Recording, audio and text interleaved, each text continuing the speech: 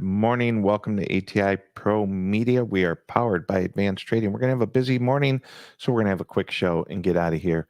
Of course, we have a lot to talk about in the way that what we'll have to talk about after 11 o'clock. I think USDA star of the show with weekend weather. With that, let's look at the markets. Jojo, take us to LaSalle Street. All right, getting a look here. First look, D's corn down 2.5, sep beans down 9, no beans down 8.5, meal down a little, oil down a bunch, soybean oil down 70. Wheat taking it on the chin, having a bad day across the board. Border trade wheat down 14, KC wheat down 14, Minneapolis hard red spring down 10. Looking at the cattle markets real quick, Augie cattle down 20, Augie feeders down 125, hogs just down a few ticks. Taking it over to Wall Street, gold having a better day. Gold up about $20, silver up 30 cents. Looking at interest rates now, 2s, 5s, 10s, 30s. Bond market's up. That means yields are down slightly. Interesting. Crude oil up 114. Not surprising at all with all the commotion going on overseas. I was actually surprised they let you buy crude oil down last night. Natural gas ticking up 60 ticks. Dow Jones down 230. NASDAQ down 70. S&P's down 18. Expect continued volatility when it comes to the outside markets there. Bitcoin having a bad day, down 3,000. Dr. Copper up 5. With that, let's bring them in. I think it's just Connor and I starting off the day. Connor B, we have some headlines, some exports. Yeah, read them off and let's go. Yeah, we'll pound it out and give you some USDA quick hits, and we're going to get out of here. So, yeah, we got the USDA report today. We've been talking about it all week. It is finally here, right? We'll break that down later. Other one to pay attention to, Tommy, CONAB is out tomorrow, right? That discrepancy between USDA and CONAB, we're going to see, is the gap going to close? Are we going to maintain it? And who's going to give first? Is it going to be the USDA or CONAB? We'll have that. We'll have the numbers USDA today, CONAB tomorrow. We'll break that down for you. And then pounding them. Let's keep going. We got flash sales, 165,000 metric tons. Corn delivery to unknown. Good to see. A good, healthy soybean sale today, Tommy. 300,000 metric tons for delivery to unknown. 100,000 is for delivery 23-24. 200,000 is for 24-25. We will take it. If you don't laugh, you'll cry. Hey, markets are really going through a hard time. And I think that means people are going through a hard time because although we're hedge brokers and we like to get people forward sold and hedged, a lot of people don't do this. They don't want to do this. They just want a hot cash market. They want good prices and they want to move on. So much mathematics going to go into what we work on, the whole store and ignore thing. Not quite working like people thought with old crop. That's been a real problem. Any other breaking news? I know we had bombs going off overseas. A lot of talk about what'd you hear on the outside markets? That was the big one. I mean, Olympics wrapped up. Isn't necessarily outside markets, but EU weather. I think you talked weather with Mick Carr. It was probably domestic, but like EU weather, Ukraine, how that crop's looking, how the EU wheat, right? That's really gaining some traction. I don't know if that's the only area that's maybe having some bad weather. So that's what we're going to talk about. But I'm seeing way more of that, Tommy. Yeah, absolutely. All right, quick show today, folks. There's a couple charts up here. Is that something you wanted to show? These two up top here? Yeah. Before we get to that, the one headline I did have, right? We've talked about the ag companies that have missed earnings, and guess what? It's Cargill's turn. Internal memo. They're going to structure. It looks like they missed their earnings estimates, right? Those aren't public. Cargill's a private company, but same story, different company, right? The ag industry is hurting, right? We're at 4-year low prices. We all know that. And Cargill looks like they're reflecting that. Yeah, interesting. All right, bring in those charts real quick. Yeah. Okay, pop them up. So looking at USDA report, right?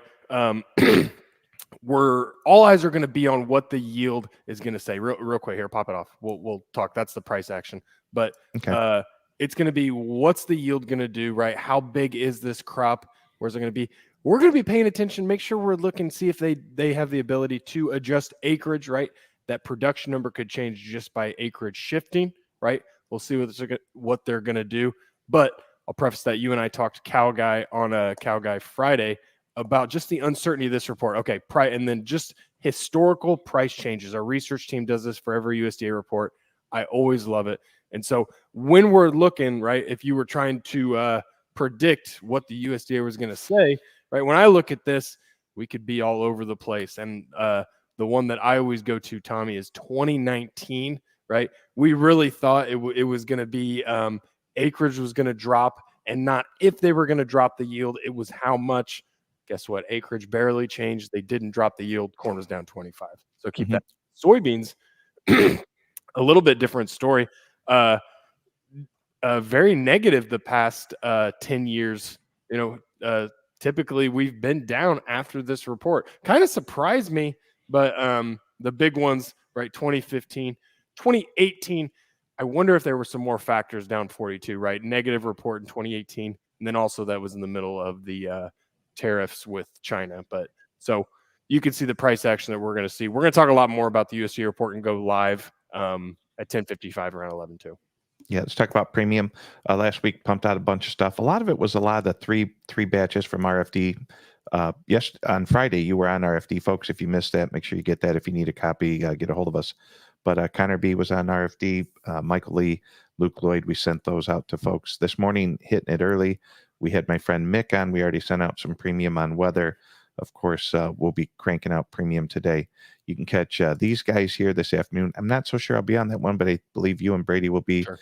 And I hope folks join. It'll be good. Then after work, deep dive in. This is on the Advanced Trading YouTube site with Brian Basting, Nate Duraco, and Michael Reginelli. Should be good. So all types of stuff here. This is us. We went 9 o'clock. We did it Monday, August 12th, 10:55, and then set your clocks to a little later, around 1:30. Advanced Trading putting out all types of goodies. Some is free, some's not. Premium content costs $30 a month. We'd hope you click, like, and subscribe. Go to www.atipromedia.com, swipe your credit card, and I hope it we add value. Now with that, I'm gonna check in with Don Wick, I think, later today. That's it. There's I was with a group of people this weekend. They said, how could the markets not be down with it being 60 and 70 degrees in the Midwest with moisture on the way in August? Crops look good by you, Connor, I assume? They look fantastic. Everyone says that, and you could go right a couple counties over. They look fantastic. Even my fibbers who like to complain aren't even complaining. With that, questions, comments. We had one. It is a hard question to answer. I don't even think we could do it. Don't pop it up. You can. Okay, pop it up. It's there. What is the minimum amount of bushels that? It's a loaded question. I'll answer it. Go, Tommy. Okay. How much life insurance would your wife like to have on you when you die? That is my answer. I was gonna say easy, just in case you didn't know, right? One corn contract, one put contract on the board, it's 5,000 bushel, right? They have minis if you want to deep dive in that, but right, we're going to start with just a 5,000 bushel contract. And then I misunderstood the question. I thought the question was what percent should they have hedged? I didn't read the minimum. I think minimum amount of bushels that he can hedge. Yeah, I think. So hopefully we answered that, Nathan. You could do slivers. And also, if you look at your delta on an option, say I need to hedge 1,200 contracts, find a nice option.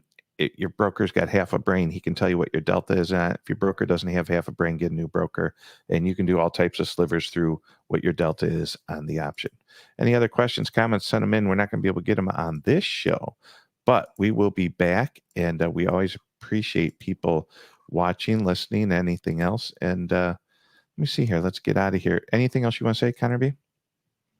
Nope. I mean, we've got 2 hours to the report, but it's going to be the same thing we've been saying for probably all of this year, is that let's make sure we get hedged, right?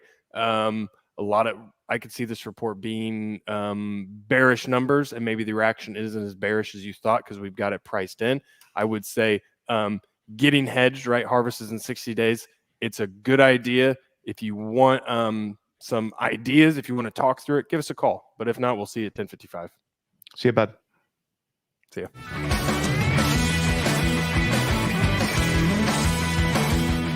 Thanks for joining us. We're here every day, 9 a.m. Central. Don't forget to like and subscribe. We'll see you next time.